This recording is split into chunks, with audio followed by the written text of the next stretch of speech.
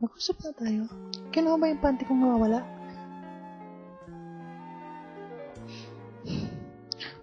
Wala akong pang na mag-usap sa'yo. Sinampay ko lang kahapon yun eh. Bigla na lang nawala. Eh, bakit akong pinagbintangan mo? Hindi naman ako mangnanakaw ng panty ah.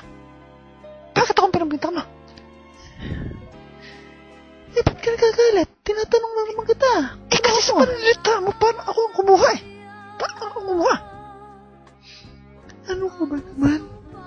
Lahat na lang kinuha mo. Si Andrew, si Andy, si Beto.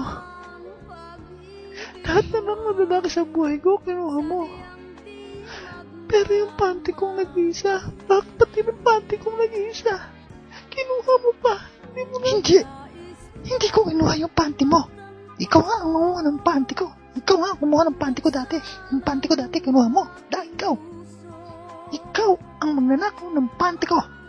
Matagal na yun. Hindi mo pa rin ba nakakalimutan?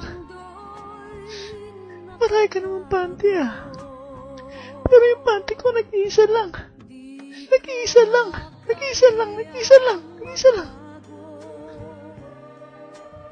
Wala akong panty suot ngayon dahil sa'yo. Wala akong panty suot dahil sa'yo.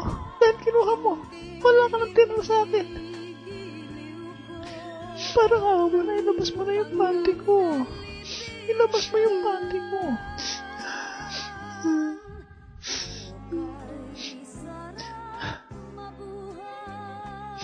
Parang ang laki-laki ng problema mo.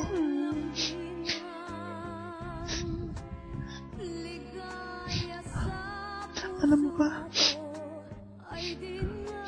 Wala rin akong panty suit ngayon. Binenta ko na sa ukay-ukay lahat.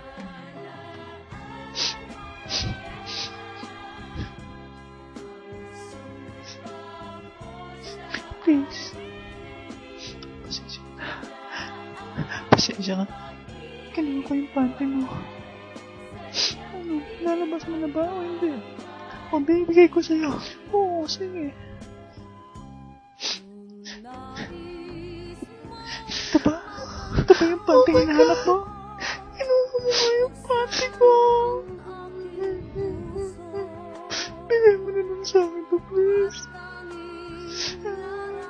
Wala na kasi akong ibang choice eh.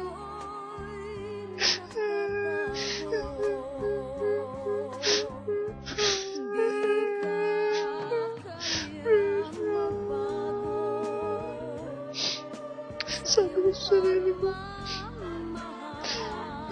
hindi ko kayang gumawa ng ganito. Pero mahirap pag wala kang suot na panty eh. Malamig. Saka, parang kati-kati sa pantalon pag walang panty. Pero, mali pa rin talaga ako. Pasensya ka na, ate. Please, naman. Sorry na. Please. Hindi mo kasi alam ang pinagdadaanan ko ngayon eh. Puro lang hirap. Puro lang sakit. Puro lang tusa. Lahat. Pati mga boyfriend ko. Bahala ka na sa buhay mo. Babalik na lang ako kay Berto.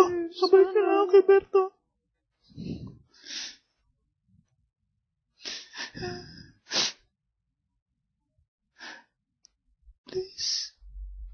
Huwag mo nang pagkakalat sa iba, ha? Huwag mo nang sasabihin sa iba na kinuha ko. Saan ka pupunta? May lakad kami ni Berto eh.